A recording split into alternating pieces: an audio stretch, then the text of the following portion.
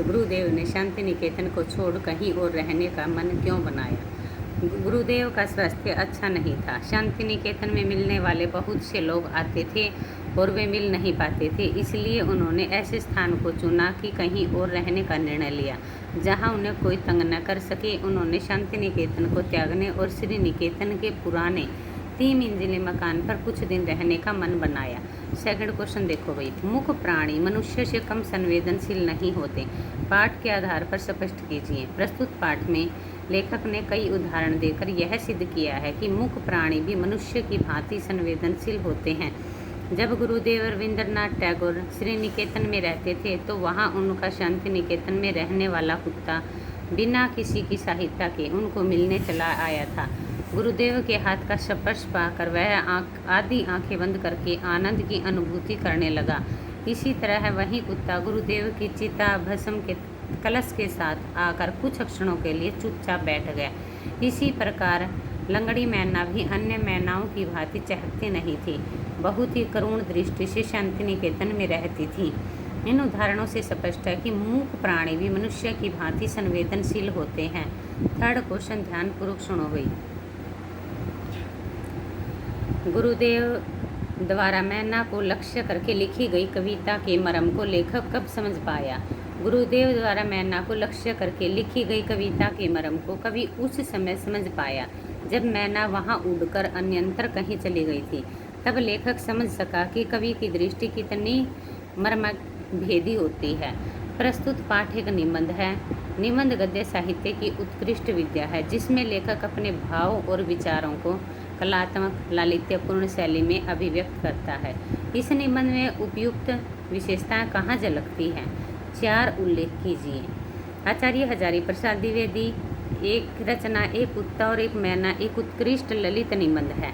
इस निबंध की 4 प्रमुख पंक्तियां दृष्टव्य है। उन दिनों छुट्टियां थी, आश्रम के अधिकांश लोग बाहर चले गए थे। एक दिन सबने सपरिवार उसके दर्शन के ठाने। दर्शन को तो मैं जहाँ विशेष रूप से दर्शनीय बनाकर लिख रहा हूँ।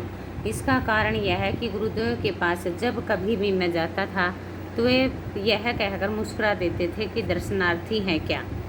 इन पंक्तियों में लेखक का भाव अत्यंत लालित्यपूर्ण शैली में व्यक्त हुआ है। इसी प्रकार लेखक ने भारतीय दर्शकों के स्वभाव का भी उल्लेख अत्यंत मार्मिकतापूर्ण एवं कलात्मक शैली में किया है।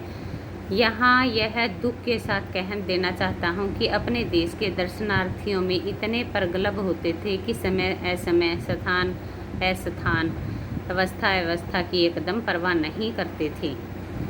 कुत्ते के संबंध में लेखक के विचार अत्यंत आत्मीयतापूर्ण एवं कलात्मकता से युक्त हैं।